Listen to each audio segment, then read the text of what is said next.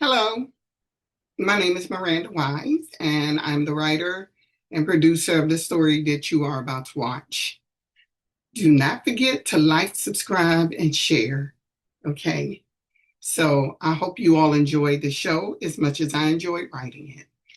And take care. I'll see you on the other side. Bye bye. Chapter 34, Cindy. I got ready for my date with Gerard. I had actually asked him out because although we'd exchanged numbers, it seemed I did more calling than he did. I understood he was a doctor and they had busy lives, so I didn't complain too much. But here is how that conversation went when I asked him out. Hey Gerard, how are you? I'm doing fine. Cindy? Yeah, Cindy. You don't know my voice yet? You sound a little bit like my sister. I wondered if he'd saved my number in his phone because if he had, he would not have to guess.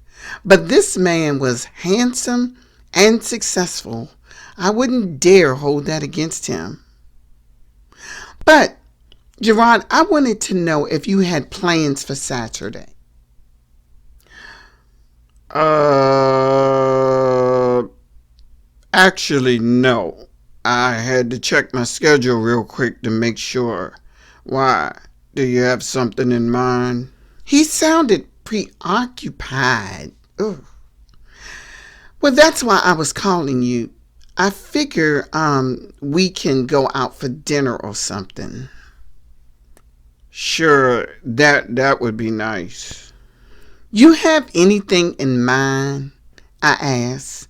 I was trying to let him lead the charge on this, but it was like pulling teeth. He sort of reminded me of Nehemiah with this secretive little act. Do you like seafood? Oh, I love seafood. Then let's go over to Old Captain's on Hall Highway. Craig called me right before I left home. Anita was at my mother's house. I answered because I knew he wouldn't let up if I did, and I did not need him disturbing my dinner with Gerard. Hey, Cindy, are you busy tonight? Actually, I'm on my way out. Oh, because I cooked dinner. Wanted to know if you would join me. I knew he'd moved into his new house, a rent-to-own place only 5 miles from where I lived. He no longer lived in the Bridgeview Apartments downtown, a rundown high-rise near Route 211 Bridge. I won't be able to make it tonight, Craig. Okay, then. He sounded disappointed, but I couldn't concentrate on that right now. My mind was on someone whom I considered way better for me. I would have preferred Gerard pick me up, but that did not happen. I pulled up and got out. He had been sitting in a white Porsche Macan SUV right across from where I parked. We entered the place together and were seated. I wanted Alaskan crab legs. So, how is work? Hectic at times, but I can't complain. What about you? Oh, that's right. You're off for the summer. Yes, and I welcome that time I have off. What made you become a teacher anyway? I always wanted to make a difference. That should always be a reason, because we care. I found out that night he had been a doctor for 17 years. For him to be 48, he looked a lot younger. I would have thought he was around 40, my age. I noticed he kept glancing down at his phone. I wanted to ask him what was going on. Then I noticed he started sending a text, which seemed to take a few minutes. That was a long text. I looked down at his phone and back at his face. Is everything okay? Yeah, that was my daughter. He seemed much more preoccupied tonight. than he was the day we took a walk in the park. He was so much more attentive that night, and I just knew he was into me. Now I wasn't so sure, but I knew I could change that. Or maybe he just had a hectic day. Can I ask you a question? Sure. How come your wife ran off with that other guy? Did she ever I'd tell rather you? not discuss that, Cindy. He seemed a little perturbed by my question. Oh, well, I didn't mean to pry. It's okay. I'm ready to move on. I don't like the rewind button. Oh, I don't like to rewind the past either. I'm sorry, Gerard. No big deal. I was thankful when the food came because I was finding it tough to have a conversation with him that night. He seemed rather distant, but he did give me a passionate kiss before we got into our cars. And then he said, "Come on over to my place for a while." I was wondering what made him flip the script on me, but I wanted to see where he lived, so I followed him. Wouldn't you know it, he lived in the same neighborhood Nate had moved to. His house was a little smaller, and I wondered if this was the home he shared with his estranged wife. The house on one side was all glass, and the rest of it was brick, and there was a small pond out back, and you can get a good view of it from the balcony off the kitchen. The place was airy, and the den was a 2-story room, high ceiling. He turned on the stereo, and the sound floated from the speakers installed inside the walls. He asked what type of wine I wanted, and I chose Dom Perignon. He poured me a glass and carefully slid the bottle back into the tall wine rack. He removed the Remy Martin and poured himself a glass.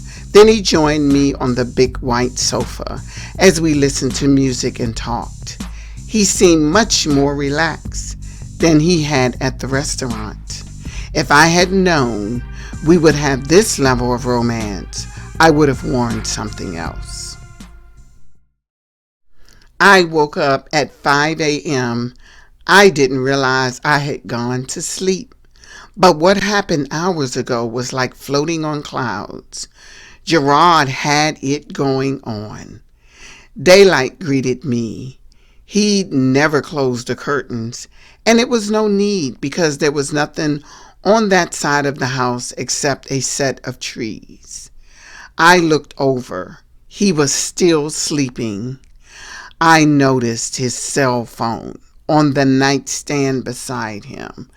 I slowly eased out of bed and tiptoed over to the phone. I pressed the side button to light it up, all the time watching him to see if he woke up. To my disappointment, it needed a password. I tried to guess what it was. He was born November the 18th, so I punched in 1118, but it was not the password. I didn't know his daughter's date of birth. Shoot, that would have been the password, I'm sure. I needed to know who he was texting last night. I forgot how the phone was positioned, but I did the best I could when I returned it to the nightstand. I headed to the bathroom, tinkled, and washed my hands. When I returned to the room, he was sitting on the side of the bed. I'm sorry, did I wake you? No, I was about to wake up anyway, going to play basketball with the twins and another friend of ours today. It's not even 6. I know. I need to get up though. Want some breakfast? Sure, that would be nice. I went down to my car and removed the pair of shorts and shirt and sneakers I kept in the trunk. I knew those items would come in handy someday. I headed back upstairs and took a shower in his large bathroom. All of his towels were white. The shower curtains, throw rug, all white. The double sink vanity was white gray granite. He was watching a taped basketball game when I returned downstairs. His kitchen was huge, with an island where the stove and counter space was. I threw some eggs in a pan, along with some turkey bacon I found in the fridge. When I closed it, that's when I noticed a photo on the door. It was a photo of his daughter when she was younger, and she looked so much like him. "She's cute," I said. He was in the den. The huge TV was facing him. His back was to me. The sunken den was just off the kitchen. Thank you, he said without turning around. We ate breakfast and I left. A big smile was permanently on my face throughout the day when I thought about the last 16 hours. Chapter 35, Suella. The door opened to the exam room where I waited with my father. Dr. Cornegay stepped in. Hello, Mr. Mack. How are you feeling? I'm feeling better, sir. The doctor looked at the chart. The nurse had already taken my father's blood pressure. 130/70 is a lot better. You've been staying away from the sodium, but don't forget to go low on the sugar as well, or cut it out entirely. Sugar can be just as dangerous. Yes, sir. I hear you. My daddy said. Your cholesterol is looking better, and your blood sugar is better too. Thanks, doctor. He used his stethoscope to listen to Daddy's heartbeat. I noticed his hands. Oh, goodness. Once he placed the stethoscope around his neck, he said, Remember, holistic diet. Take the amlodipine I prescribe and walk at least 5 days a week for 20 minutes. I followed Dr. Cornegay out in the hallway while Daddy got ready to leave. Thank you so much, Dr. Cornegay. He looked down at me and said, Come with me. I have some information that might help. I followed him to his office and he handed me information on whole food. Also, here is a nutritionist I recommend. I'm not just about putting my patients on medication and sending them off. I encourage them to change their lifestyle. Thank you so much, doctor. You are welcome. Daddy exited his room and the doctor followed us to the front of the office and escorted us to the exit.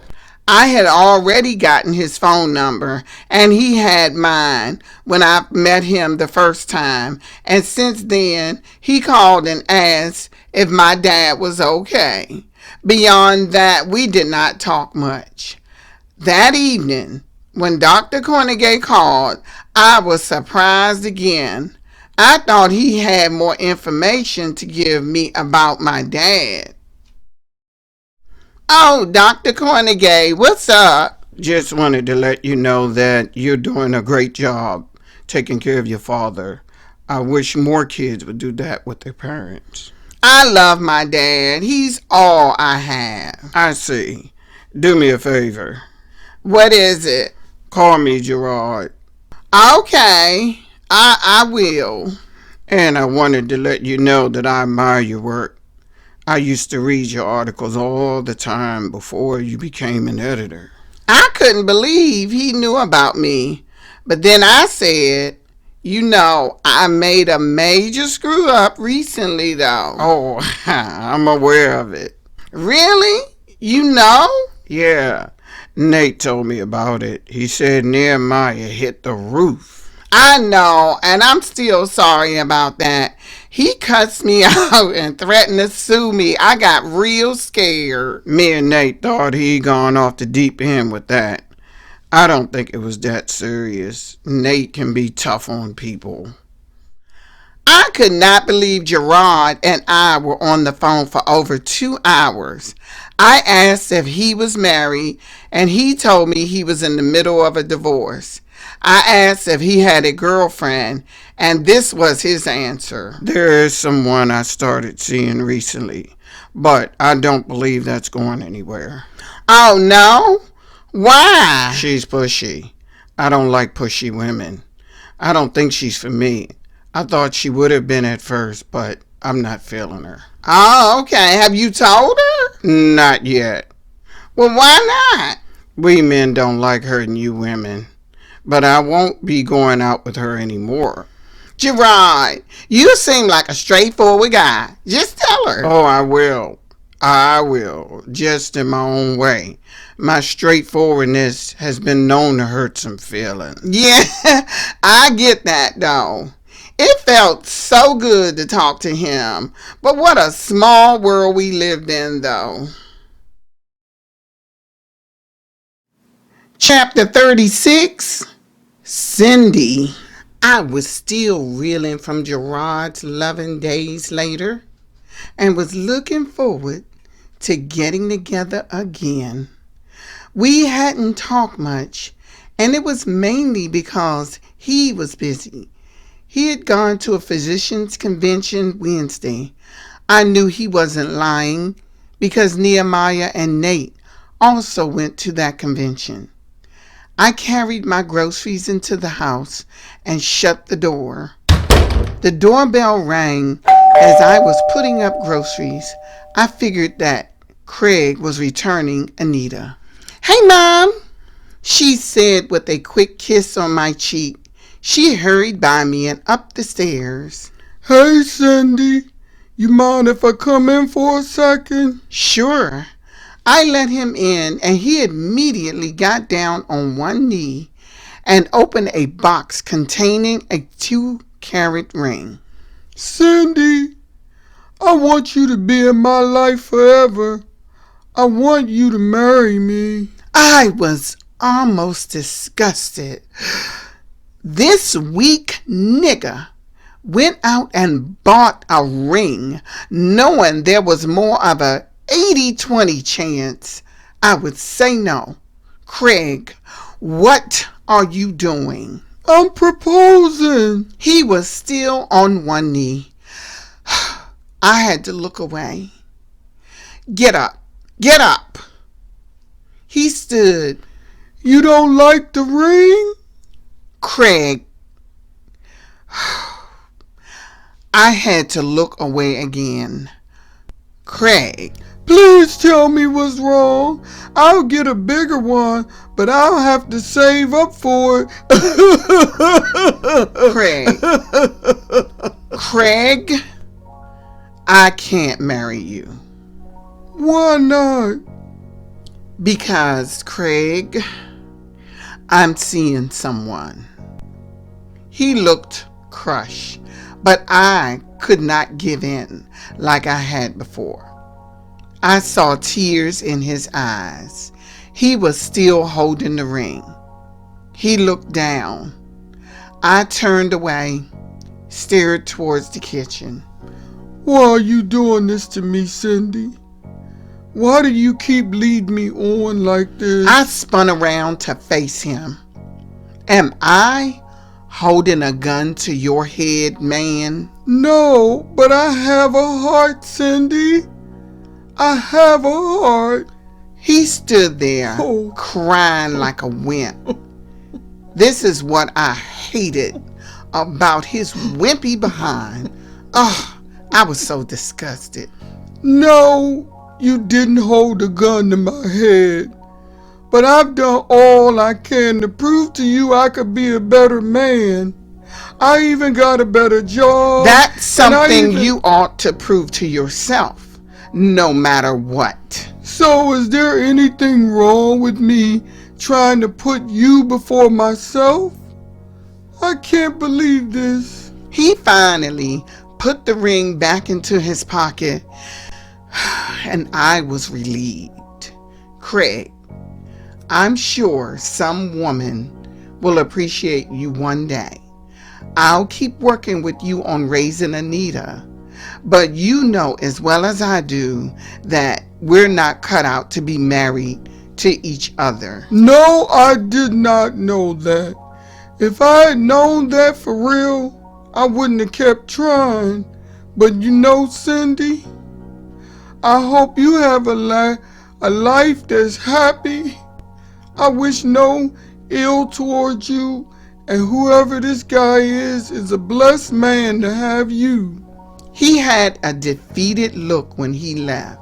His shoulders were slumped and his head was down. I stared out the large window as he pulled out of my driveway and drove off.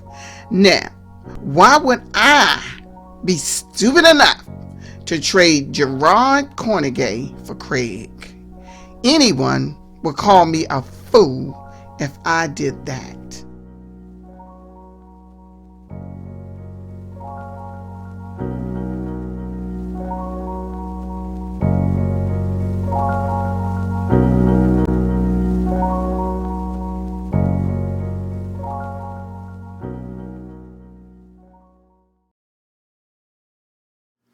Chapter 37, Osteena. I loved my kids, and when they returned, I was so happy.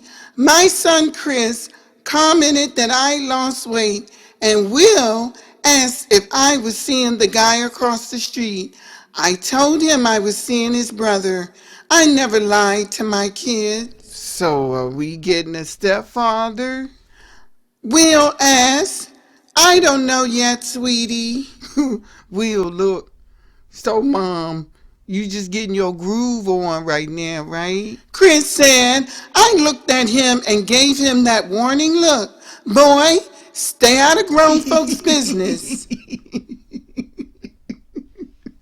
He laughed, but I was serious. Soon, they were off doing what they usually do on their laptops and other devices.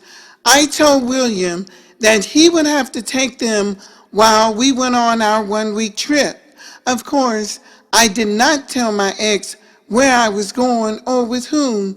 That was my business.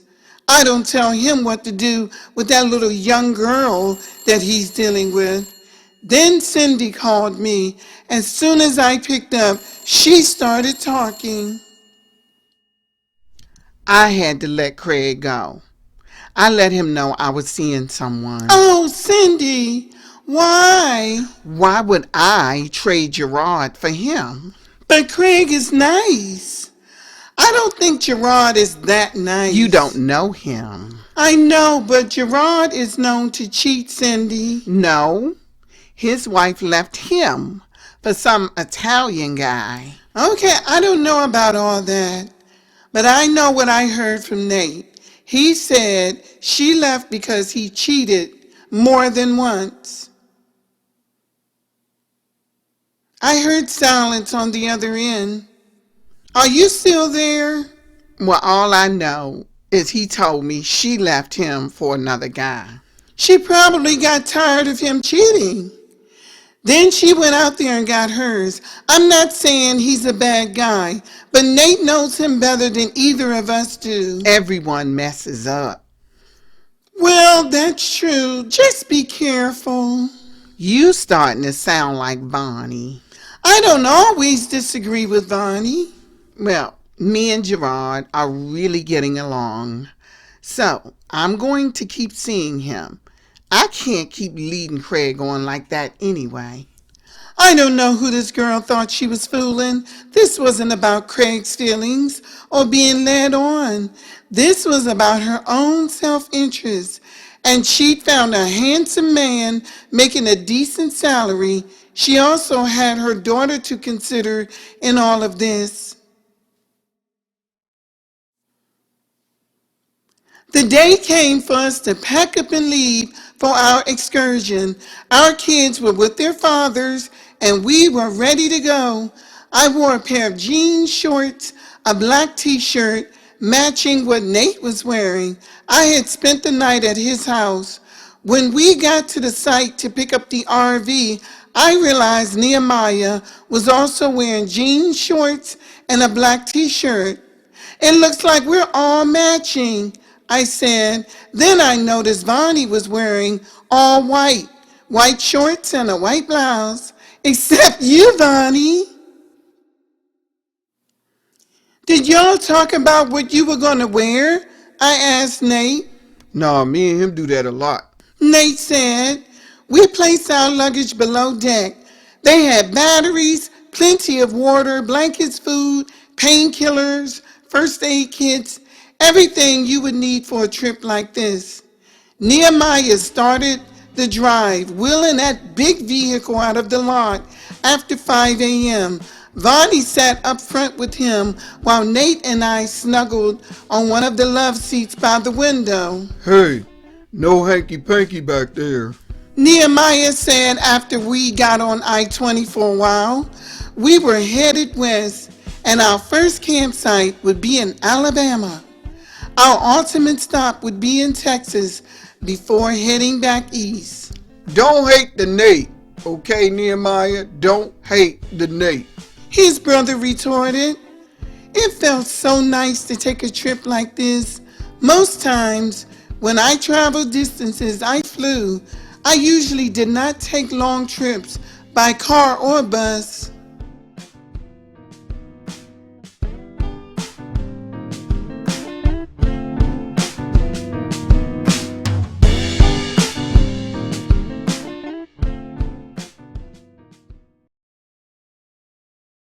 Chapter 38, Suella. I had a ball with Gerard. He was so fun to hang out with.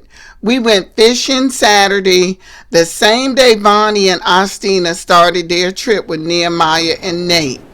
I was happy for them.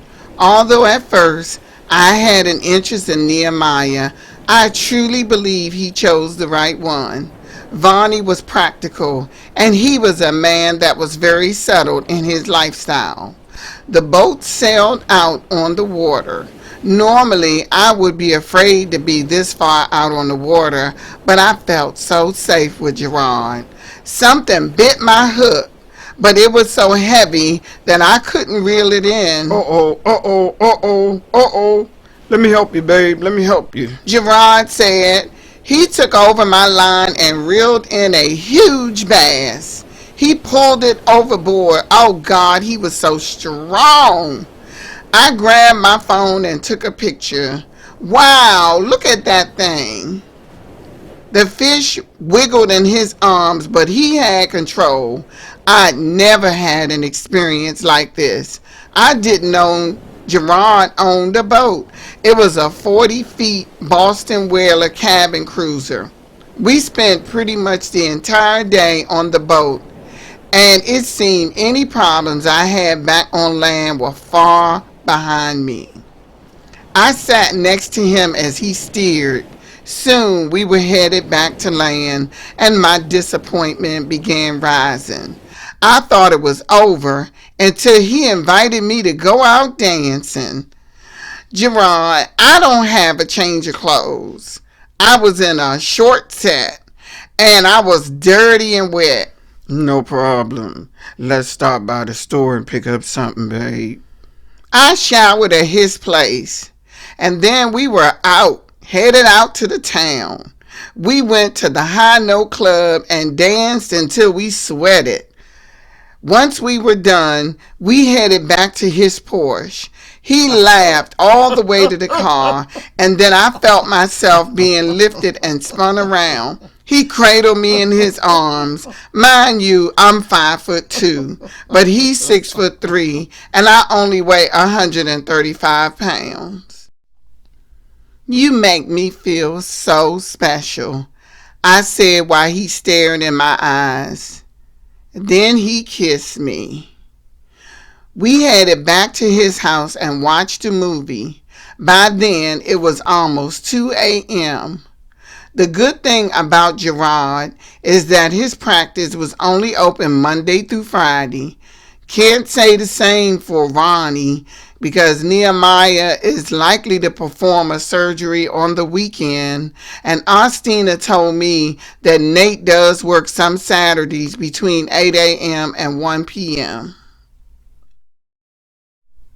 When I woke up, I was in Gerard's bed. I was still fully dressed. He must have carried me upstairs to his room. At first, I did not know where I was, and it was after 9 in the morning. Oh my! I sprung up from the bed. I gotta get home. I gotta go walk Rickles. I thought you left him with your neighbor. Oh, I sure did. I forgot. I'm not used to leaving him with anyone. Just relax. We'll gut that fish and cook it today. Everything he did sounded like fun. And now it was Sunday, and at some point I would have to head home, although I did not want to.